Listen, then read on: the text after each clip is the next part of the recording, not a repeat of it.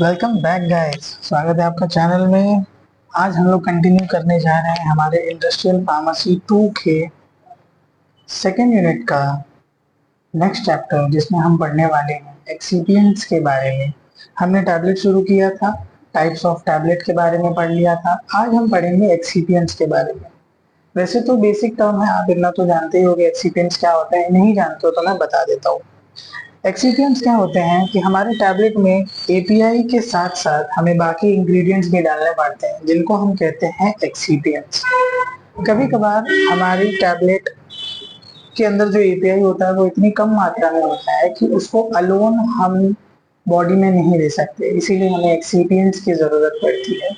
Excipient बहुत सारे Dzire role play करते हैं हमारे एपीआई को उसके पर्टिकुलर प्लेस तक डिलीवर करने के लिए, जिससे कि हमारी बॉडी में उसकी बायो अवेलेबिलिटी हो। ठीक है, तो अगर आपको कोई कहता है डिफाइन करने के लिए कि सर बताइए एक्सिपिएंट क्या होते हैं, तो आप बोलोगे फार्मास्यूटिकल एक्सिपिएंट वो सब्सटेंस होते हैं जो एक टैबलेट में एक्टिव इंग्रेडिएंट के अलावा प्रेजेंट होते हैं।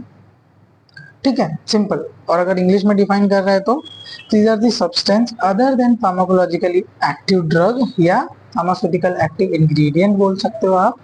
ठीक है, prodrug which include manufacturing process, which included in the manufacturing process, जिनको मैन्युफैक्चरिंग प्रोसेस के दौरान इंक्लूड किया जाता है, पर ये एपीआई नहीं होते हैं। ठीक है, और कंटेन करते हैं फिनिश्ड फार्मास्यूटिकल डोजेज फॉर्म में, और फार्मास्यूटिकल फिनिश्ड डोजेज फॉर्म में ये प्रेजेंट होते हैं। ठीक है, क्या फायदा होता है इनका? ये हेल्प करते हैं एग्जर्ट करने में action that required to the location, जैसे कि मैंने कहा डिजायर्ड लोकेशन तक पहुंचाने का काम ये करते हैं। ठीक है, और ड्रग को पहले ही रिलीज होने से ये रोक लेते हैं। मालूम पड़ा, फॉर एग्जांपल आपने अगर सिर्फ वो पाउडर एपीआई खाया तो हो सकता है कि वो आपके माउथ के रीजन में ही वो डिसॉल्व हो जाए और आपको एक्शन दे दे, जो कि हमें नहीं चाहिए। वहां हमको ड्रग रिलीज ही नहीं करानी है ना। दूसरा क्या कहता है, सब में help in protecting product stability, product की स्टेबिलिटी को बचाने के काम करता है। अगर कोई बिटर टेस्ट है तो उसको रोकता है, टेस्ट अच्छा करने में मदद करता है, लुक अच्छा देता है, इंप्रूव करता है पेशेंट कंप्लायंस। पेशेंट कंप्लायंस क्या होता है कि पेशेंट को खाने में आसानी हो। ठीक है, और break into the smaller pieces, उसको तोड़ने का भी काम करता है। अब ये रहे सारे एक्सिपिएंट्स, इनको ध्यान से देख लो एक ही फ्रेम में। ठीक है, तो ये होते हैं भाई एक्सिपिएंट के खानदान। कौन कौन होते हैं? Preservative, diluent, binder, lubricants, disintegrants, colourants, flavours and sweeteners, glidant, anti adhesive, adsorbent, dissolution retardants, dissolution enhancers, buffers, antioxidant and chelating agents. अब जो लोग इसको एग्जाम से पहले देख रहे हैं, मैं आपको दो दो लाइन में फटाफट नरेट कर देता हूँ, बाकी जो डिटेल वाले हैं वो बने रहे। ठीक है, पहली बात करते हैं डाइल्यूएंट से शुरू करते हैं। ये रहा अपना पहला है डाइल्यूएंट। डाइल्यूएंट का काम क्या है कि टैबलेट का बल्क बढ़ाना। हो सकता है आपकी ड्रग जो है वो सिर्फ 2 mg हो, लेकिन 2 mg ड्रग आपकी दिखेगी भी नहीं, तो उसको टैबलेट रूप में कैसे दोगे? तो इस 2 mg ड्रग को हो सकता है आप अगर 100 mg बनाना चाह रहे हो तो इसमें आप क्या करो, 40 to 50 mg डाइल्यूएंट मिला दो, जिनका कोई एक्शन नहीं होगा, बट बस ये क्या करेंगे, उसमें रहेंगे, आपका बल्क बढ़ाएंगे कि आप उनको इजीली कंज्यूमेबल कर सको। बाइंडर्स, बाइंडर्स का क्या काम है, एपीआई और जो भी बाकी इंग्रेडिएंट उसमें मिलाए होंगे, जैसे flavouring agent, sweetening agent, preservative, उन सबको बाइंड करना। और जो ड्रग के ग्रैन्यूल्स, ड्रग के जो पार्टिकल्स है उनको बाइंड करके ग्रैन्यूल्स रूप में बनाना काम होता है बाइंडर का। लुब्रिकेंट का काम क्या होता है सर? जो हमारी पंचिंग मशीन होती है, ऐसे ये पंच करती है, ऐसे बीच में डाई होती है, यहाँ नीचे लोअर पंच होता है। ठीक है, मतलब ये डाई ऐसे खुली होती है। एक मिनट फिर से बना दूं, ये ऐसे डाई हो गई, अरे ब्रश कहाँ गया, ये ऐसे डाई हो गई, सपोज ये बीच में गैप है, ये अपर पंच यहाँ से आता है, और ये डाई ऐसे थिक रहती है जिसके अंदर पाउडर भरता है, नीचे लोअर पंच रहता है। तो ये ऊपर से पंच करता है तो अंदर पाउडर चला जाता है, फिर घूमने के बाद ये आगे जाएगा और ये लोअर पंच इसमें से उसको निकाल देगा। तो इनके बीच में पाउडर चिपके ना, स्टिकिंग ना हो, इसलिए हम लोग ऐड करते हैं लुब्रिकेंट। ठीक है, डिसइंटीग्रेंट क्या होता है? ये हमारी टैबलेट है, ये हमारी टैबलेट है, ठीक है, ये गई वाटर मीडियम में, वाटर मीडियम में गई। अब इसको छोटा छोटा छोटा छोटा छोटा टुकड़ों में टूट के उसके एनवायरनमेंट में मिक्स होना है। मिक्स होके वो ऑब्जॉर्ब होके हमारी ब्लड स्ट्रीम में जाएगा, इसीलिए हम उसमें ऐड करते हैं डिसइंटीग्रेंट। यानी कि डिसइंटीग्रेंट हमारे टैबलेट को डिसइंटीग्रेट करता है छोटे छोटे पार्टिकल्स में, ठीक है। कलरेंट्स, कलर इम्पार्ट करने के लिए, उनका एस्थेटिक लुक अच्छा करने के लिए हम लोग ऐड करते हैं कलरेंट्स। फ्लेवर और स्वीटनेस भी उसी लिए ऐड करते हैं, फ्लेवर इम्पार्ट करने के लिए। अगर कोई माउथ डिजोल्विंग टैबलेट है तो उसमें फ्लेवर ऐड करते हैं, बच्चों की दवाई है तो फ्लेवर ऐड करते हैं। स्वीटनेस, उसको मीठा करने के लिए, अगर किसी एपीआई का टेस्ट जो बिटर आ रहा है तो हम लोग उसमें स्वीटनेस ऐड कर देते हैं। ग्लाइडेंट्स क्या होता है सर? ग्लाइडेंट देखो, ये जो होता है ऐसे हमारी हॉपर की मशीन होती है जहाँ पे पंच आते हैं पंच करने के लिए ना, तो इसमें जब हम लोग ग्रैन्युल्स को भर देंगे तो हो सकता है वो यहाँ यहाँ पे से चिपक जाए, वो चिपके ना और ग्रैन्युल सब मस्त ऐसे फ्री फ्लो करे, तो उसके लिए हम लोग उसके अंदर ऐड करते हैं ग्लाइडेंट्स जो उसको ग्लाइड करा दे। एंटी एडहेसिव, जो चिपके ना, पंचेस के बीच में चिपके ना, उसको हम कहते हैं एंटी एडहेसिव। एड्सॉर्बेंट क्या होते हैं? ये इनके अंदर क्षमता होती है कि अगर कोई लिक्विड हल्का फुल्का अगर गिर रहा है डोजेज फॉर्म पे तो उसको ऑब्जॉर्ब कर लेते हैं, एड्सॉर्बेंट, ठीक है। दूसरा होता है डिसोल्यूशन रिटार्डेंट्स। डिसोल्यूशन रिटार्डेंट का मतलब होता है कि ड्रग की डिसोल्यूशन के प्रोसेस को स्लो कर देंगे। अगर हमें कहीं ड्रग की डिसोल्यूशन को स्लो करवाना है, हमको धीरे धीरे उसको घुलाना है, तो हम उसमें वो ऐड करेंगे। और वहीं उसका उल्टा, अगर हमको ड्रग घुल नहीं रही है, हमको उसको घुलवाना है, तो हम उसमें ऐड करेंगे डिसोल्यूशन एनहांसर्स, ठीक है। बफर क्या होता है? बफर जो होते हैं, जब इनको हम अपने प्रिपरेशन में डालते हैं तो ये थोड़ा मोड़ा पीएच चेंज अगर हो रहा है प्रिपरेशन में तो उसको रेजिस्ट करते हैं। यानी कि अगर पीएच चेंज हो रहा है तो उसको ये पीएच चेंज होने नहीं देगा। फिर आता है एंटीऑक्सीडेंट। एंटीऑक्सीडेंट क्या करता है? हमारी प्रिपरेशन में ऑक्सीडेशन रिएक्शन ना हो जाए इसलिए हम ऐड करते हैं एंटीऑक्सीडेंट, यानी कि ऑक्सीडेशन की रिएक्शन नहीं होने देगा, जो हमने पढ़ा था किसमें, प्री फॉर्मुलेशन में, और वो खराब नहीं हो। रही बात चिलेटिंग एजेंट की, चिलेटिंग एजेंट क्या करते हैं? चिलेट फॉर्म कर लेते हैं जिसकी वजह से प्रोडक्ट की स्टेबिलिटी बढ़ती है। और प्रिजर्वेटिव तो आपको पता ही है, ड्रग को डिग्रेड होने से या माइक्रोबियल अटैक से बचाने के लिए हम लोग ऐड करते हैं प्रिजर्वेटिव। तो एग्जाम के पहले वालों आपका हो गया, आप लोग जा सकते हो। डिटेल में पढ़ने वालों चलो चलते हैं अंदर, ठीक। डाइल्यूएंट क्या होता है सर? डाइल्यूएंट को हम लोग फिलर बोलते हैं या तो बल्किंग एजेंट बोलते हैं, ठीक है। इसको यूजली यूज किया जाता है वॉल्यूम को बढ़ाने के लिए, ठीक है, लिखा है ना, making up the volume of the tablet, ठीक है। ये मोस्टली यूज होता है जब ड्रग बहुत ज्यादा छोटी होती है, मतलब छोटी होती है मतलब ड्रग छोटा नहीं होगा, जब उसकी अमाउंट छोटी होगी। अगर आपको कोई 2 mg, जैसे एंटी एमिटिक जो ड्रग आती है उल्टी रोकने वाली ओंडेनसेट्रॉन, उसमें 4 mg बस ओंडेनसेट्रॉन प्रेजेंट होता है। अब आप सोचो 4 mg ड्रग, आपने देखा नहीं होगा लैब में कभी मेजर करना, वो दिखता ही नहीं है, तो आप उसको पंच कैसे करोगे? इसलिए हम लोग ऐड करेंगे डाइल्यूएंट्स ताकि हम उसको एटलीस्ट पंच तो कर सकें, ठीक है। If the dose is high, bulking agent avoid कर जाते हैं। और जैसे अगर कहीं कोई 500 mg टैबलेट है, 650 mg की टैबलेट है, तो उसमें हम लोग नहीं ऐड करते हैं, कम मात्रा में ऐड करते हैं। क्या क्या प्रॉपर्टी होनी चाहिए एक डाइल्यूएंट की? भाई पहली बात तो वो इनर्ट होना चाहिए, वो किसी भी सब्सटेंस से जो हमारे फॉर्मुलेशन में प्रेजेंट है उसके साथ रिएक्ट नहीं करना चाहिए। दूसरा है कि वो नॉन टॉक्सिक होना चाहिए, फिजिकली और केमिकली दोनों रूप से वो स्टेबल होना चाहिए पहले। फिर नेक्स्ट बात आती है कि वो इजीली अवेलेबल होना चाहिए, उसके अंदर कोई माइक्रोबियल कंटामिनेशन नहीं देखने के लिए होनी चाहिए, और बायो अवेलेबिलिटी तो ना ही अफेक्ट करे ड्रग की, तो अच्छा है। पता चला आपने एपीआई डाला और बाइंडर मिलाते उसकी जो फार्माकोकाइनेटिक और डायनामिक एबिलिटी वो घट गई, तो अच्छी बात नहीं है। डाइल्यूएंट फॉलोइंग टाइप के यूज करते हैं हम लोग। लैक्टोस यूज करते हैं, spray dried lactose, mannitol, dextrose, ठीक है, स्टार्च, सॉर्बिटोल, सुक्रोस और एमसीसी जिसको हम लोग कहते हैं माइक्रो क्रिस्टलाइन सेलुलोस। अब थोड़ा डिटेल में थोड़ा थोड़ा सबके बारे में पढ़ लेते हैं। लैक्टोस जो होता है मोस्ट माइडली यूज होता है, हाइड्रस और एनहाइड्रस फॉर्म दोनों में ये प्रेजेंट होता है। इसके प्लीजेंट टेस्ट के लिए इसको यूज करते हैं और ये रेडली डिजोल्व भी हो जाता है वाटर में। इसका प्राइस कम होता है और इसका डिसइंटीग्रेशन टाइम भी बहुत कम होता है, यानी कि बहुत जल्दी ही ये घुल जाता है, टूट जाता है छोटे छोटे पार्टिकल्स में। बट इसका एक ही डिसएडवांटेज है कि ये डिस्कलरेशन हो जाता है, जब अमाइन ड्रग के कांटेक्ट में अगर ये आएगा थोड़ा डिस्कलर देखने के लिए मिलता है।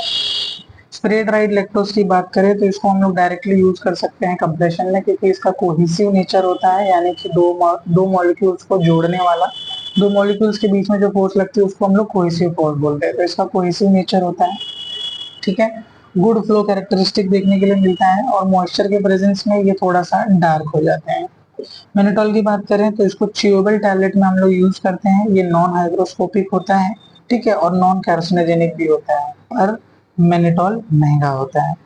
डेक्सट्रोज की बात करें, ये भी हाइड्रस और एनहाइड्रस फॉर्म में अवेलेबल होता है, इसको कुछ अमाउंट में स्प्रे ड्राइड लैक्टोज के साथ यूज करते हैं, क्योंकि ये जो उसकी डिस्कलरेशन हमने बताई वो अवॉइड करी जा सकती है। स्टार्च की बात करें, ओकेजनली इसको यूज करते हैं हम लोग as a diluent tablet manufacturing में, लेकिन अगर यूएसपी ग्रेड का स्टार्च है तो हम लोग इसको यूज कर सकते हैं। क्यों? क्योंकि इसका फ्री फ्लोइंग नेचर होता है और डायरेक्ट कंप्रेसिबिलिटी इसके देखने के लिए मिलती है, और ये इजीली कंप्रेस हो जाता है। सुक्रोज क्या होता है सर? सुक्रोज यूज किया जाता है डायरेक्ट कंप्रेशन में। कभी कभार हम लोग वेट ग्रैनुलेशन या ड्राई ग्रैनुलेशन, मतलब वेट ग्रैनुलेशन को अवॉइड करते हैं, डायरेक्ट एपीआई एक्सीपेंट मिला के कंप्रेस करते हैं, तो उसमें जो यूज होता है डाइल्यूएंट वो होता है सुक्रोज। अभी मैं आपको आगे पढ़ाऊंगा ग्रैनुलेशन और उसके प्रकार, कैसे हम लोग टैबलेट बनाते हैं। ठीक है, फिर आता है माइक्रो क्रिस्टलाइन सेलुलोज, एमसीसी। ये दो ग्रेड में अवेलेबल होता है, पर ये भी एक्सपेंसिव होता है, इसीलिए इसके कॉम्बिनेशन को हम लोग यूज करते हैं। ठीक, बहुत इंपॉर्टेंट है, ध्यान से पढ़ना। जब भी आप इंडस्ट्री में आओगे टैबलेट बनाने के लिए, यही सारी चीजें आपको देखने मिलेंगी।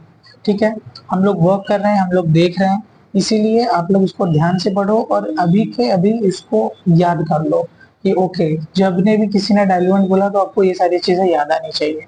ठीक है, ओके। फिर बात कर लेते हैं बाइंडर्स की।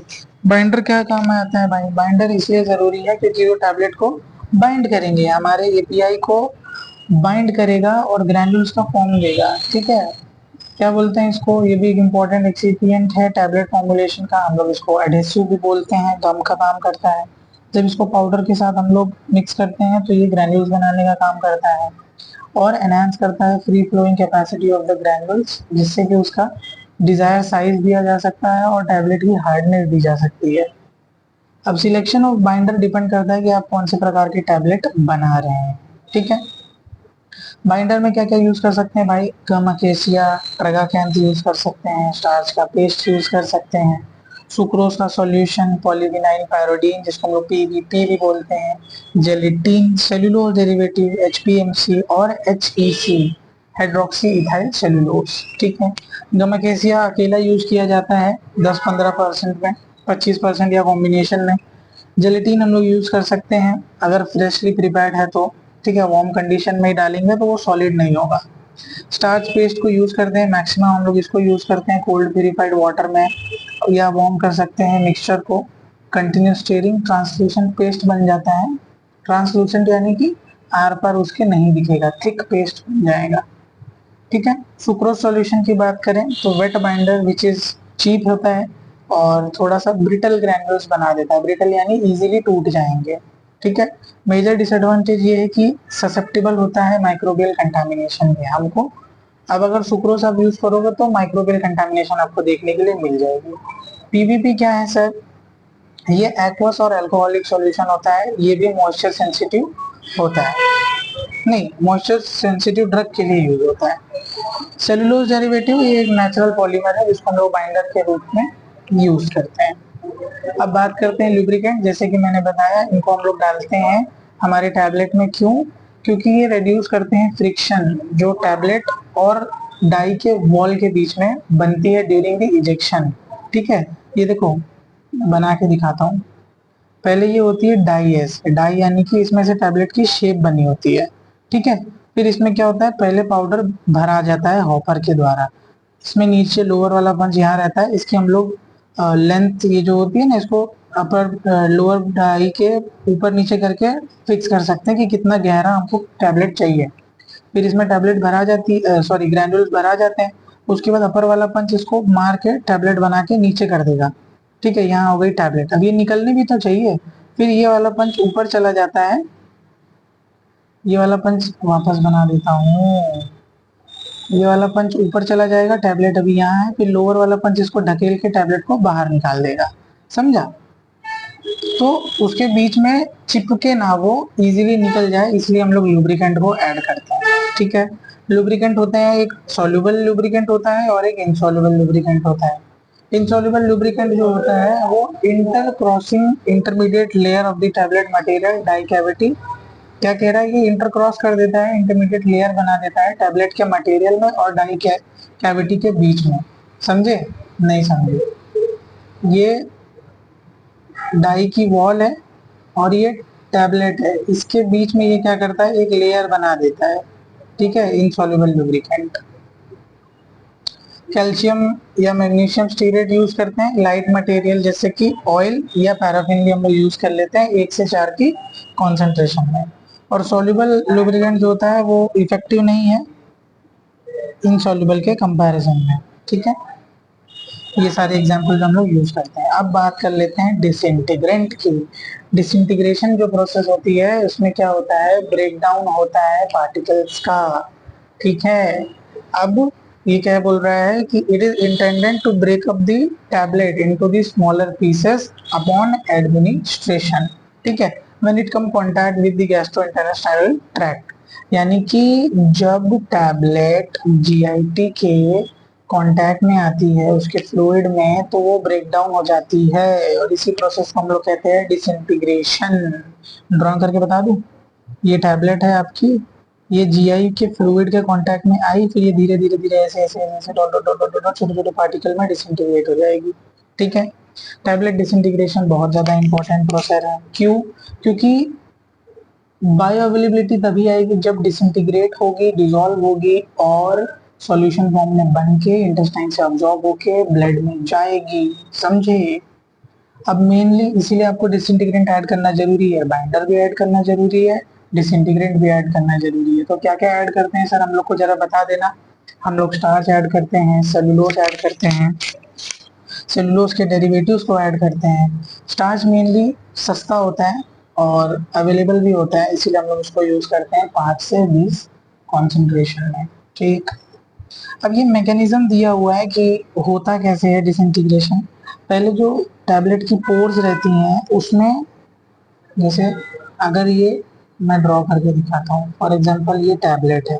ठीक है, टैबलेट को जब हम लोग जूम करेंगे, जैसे मैं इसको जूम करूंगा ना, ये आपको जूम कर रहा हूँ, ऐसे जब हम लोग जूम करेंगे तो हम लोग ऐसे अंदर जाएंगे तो दिखेगा कि छोटा छोटा छोटा छोटा पोर्स रहेगा टैबलेट के अंदर, छोटा छोटा पोर्स। इन पोर्स के जरिए हमारा जीआई फ्लूइड टैबलेट के अंदर जाता है। ठीक है, अंदर जाएगा तो इसके अंदर जो डिसइंटीग्रेट रहेगा वो स्वेल हो जाएगा, स्वेल हो जाएगा यानी फूल जाएगा। उसके बाद वो गैस प्रोड्यूस करेगा और एक एंजाइमेटिक रिएक्शन शो करेगा। ठीक है, यही कहानी इसमें लिखी हुई है। ठीक है, इसको मैं ज्यादा डिटेल में नहीं पढ़ाऊंगा वरना बोर हो जाओगे कि सर पूरी कहानी क्यों आप बता रहे हो। ठीक है, देख लेना अगर इंटरेस्टिंग लगता है तो। फिर हम लोग बात कर लेते हैं हमारे फ्लेवरिंग और स्वीटनेस की। फ्लेवर और स्वीटनेस ऐड करते हैं हम लोग फॉर्मुलेशन में, क्यों? क्योंकि अगर किसी प्रकार का अनप्लीजेंट टेस्ट है तो आप नहीं खाओगे ना उसको, और मैं नहीं खाऊंगा, कड़वी लगती है, तो इसीलिए हम लोग आपके लिए ऐड कर देंगे फ्लेवर या स्वीटनिंग एजेंट। ठीक है, डिसॉल्व करते हैं ऑर्गेनिक सॉल्वेंट में और उसको स्प्रे कर देते हैं कंप्रेशन के बाद। ठीक है, नेचुरल स्वीटनर जैसे कि शुगर यूज करते हैं, mannitol, lactose, sucrose. Artificial sweeteners की बात करें तो सैक्रिन और कैलामेट, एस्पार्टिमे भी हम लोग यूज करते हैं। सबके एग्जाम्पल याद कर लेना, बहुत काम आएगा। इसको तो भूलना नहीं है आप लोगों को। जैसे आपका नाम, पता, एड्रेस, फोन नंबर याद है तो एज अ फार्मासिस्ट आपको टैबलेट के अंदर के एक्सीपिएंट्स और उसके हर दो दो एग्जांपल्स हमेशा जुबान पे होने ही चाहिए। चलो आगे बढ़ते हैं। कलरेंट्स, कलरेंट क्या होते हैं sir? They are added in the preparation to make tablet more aesthetic, अच्छा दिखने के लिए। ठीक है, लाल, पीला, हरा, नीला, हर कलर का भी अलग अलग इफेक्ट होता है। एंटी डिप्रेसेंट टैबलेट है तो उसको व्हाइट देंगे। ठीक है, ऐसे अगर आपकी हीमोग्लोबिन की टैबलेट है, रेड आरबीसी की टैबलेट है तो उसको रेड कलर देंगे, ताकि वो एक साइकोलॉजिकल इफेक्ट दे। इसके लिए कलर भी बहुत ज्यादा इंपॉर्टेंट होता है। ठीक है, अगर आप देखोगे एंटी डिप्रेसेंट कैप्सूल जो आती है वो व्हाइट और ग्रीन कलर में होती है, कि वो एक सेंस ऑफ फील है उसको कि ये खा के मैं ठीक हो जाऊंगा। ठीक है, they are also use to identify the product, और प्रोडक्ट को पहचानने में भी काम आएगी। सब व्हाइट ही रहेगी तो नहीं पहचान पाएंगे, है ना। All colour should be used approved drug certified from FDA, FDA से सर्टिफाइड कलर ही आप यूज करोगे, ऐसे ही कोई रैंडमली कलर आप नहीं यूज करोगे, ठीक है। Eosin Y, sunset yellow, blue green, blunt sugar, ये सारे कलर हम लोग यूज करते हैं। अब एंटी एडहेसिव क्या होता है, ये स्टिकिंग के लिए यूज किया जाता है, स्टिक ना हो हमारा टैबलेट हमारी पंच में और डाई कैविटी में, पता चला पंच ने पंच किया और अपर पंच के साथ ही टैबलेट बाहर आ जा रही है, तो हमको वो नहीं चाहिए, हम उसको प्रिवेंट करने के लिए इसको ऐड करते हैं। क्या ऐड करते हैं, टैल्क ऐड करते हैं, मैग्नीशियम स्टीरेट ऐड करते हैं, कोलाइडल सिलिकॉन डाइऑक्साइड यूज करते हैं जिसको हम लोग कोलाइडल सिलिका भी बोलते हैं। ग्लाइडेंट्स, ग्लाइडेंट हम लोग ऐड करते हैं ताकि ग्रैन्यूल्स फ्री फ्लो करे ऊपर से डाई में, फ्रिक्शन कम हो, टैल्क यूज करते हैं 4 से 5% में। लुब्रिकेंट, ग्लाइडर और एंटी एडेसिव, ये तीनों भाई भाई हैं, तीनों एक साथ यूज किए जाते हैं और तीनों को हम लोग कहते हैं एंटी फ्रिक्शनल एजेंट, क्योंकि एक हॉपर से फिसलने में मदद कर रहा है, एक चिपकने से मदद कर रहा है और एक डाई में चिपकने नहीं दे रहा है। फटाफट थोड़े बोड़े बचे हैं, इनको भी खत्म कर लेते हैं, वीडियो शायद लंबा हो गया है, 20 मिनट का हो गया है, पर सारे एक्सीपिएंट्स आपको आज पता चल जाएंगे वेरी सिंपल लैंग्वेज में। एडजॉर्बेंट यूजुअली ऐड करे जाते हैं, retain large quantity of liquid, ये क्या करते हैं, रिटेन कर लेते हैं लार्ज क्वांटिटी ऑफ लिक्विड को, एनहाइड्रस, कैल्शियम फॉस्फेट और मैग्नीशियम कार्बोनेट और काओलिन को हम लोग ऐड करते हैं। बफर, जैसे मैंने बताया कि पीएच को मेंटेन करते हैं, sodium bicarbonate, sodium citrate. Antioxidant जो है ऑक्सीडेशन को रोक देते हैं, अंडरगो ऑक्सीडेशन नहीं होगा आपका प्रोडक्ट, एस्कॉर्बिक एसिड और सोडियम बाइसल्फेट। चिलेटिंग एजेंट की यूज करते हैं, tend to form complexes with the traces amount of heavy metal ion, ठीक है। अगर आपके प्रिपरेशन में हैवी मेटल आयन है तो वो ऑक्सीडेशन कर सकता है, इसीलिए उसको कॉम्प्लेक्स बना देंगे चिलेटिंग एजेंट डाल के, जिसका एग्जांपल है बहुत बढ़िया फेमस ईडीटीए, जिसको आप प्रोनाउंस करोगे ethylene diamine tetra acetic acid, ठीक, और सिट्रिक एसिड। लास्ट में आ रहा है प्रिजर्वेटिव, जो प्रिवेंट करता है माइक्रोबियल ग्रोथ को, जैसे कि पैराबीन ऐड कर सकते हैं, methyl paraben, propyl paraben. Dissolution enhancer, molecular force between the ingredient को एनहांस कर देगा, जिससे कि जो डिसोल्यूशन है वो बेटर होगा, फास्ट होगा। सर्फेक्टेंट ऐड कर सकते हैं हम लोग, इसका एग्जांपल याद कर लो, सोडियम लॉरेल सल्फेट, SLS हम लोग जिसको बोलते हैं, ठीक है। फिर आ रहा है डिसोल्यूशन रिटार्डेंट्स, रिटार्डेंट क्या करेंगे, आपकी डिसोल्यूशन की प्रोसेस को स्लो डाउन करेंगे, धीमा, डिले रिलीज कराएंगे, धीरे धीरे रिलीज होगी। उसका एग्जांपल क्या है sir, stearic acid and their esters. Phew, finally हमने खत्म किया हमारे सारे एक्सिपिएंट्स को। आशा करता हूँ कि आपको क्लीन एंड क्लियर समझ में आया होगा सारे एक्सिपिएंट्स। फास्ट पढ़ने वालों के लिए ऊपर ही निपटा दिया, डिटेल पढ़ने वालों को डिटेल में पढ़ा दिया। तो अब पढ़ो, याद करो, समझ लो, सारे एग्जाम्पल याद कर लेना। मिलते हैं नेक्स्ट वीडियो में जहां हम पढ़ेंगे the most important topic, tablet का granulation. Till then, bye bye, take care.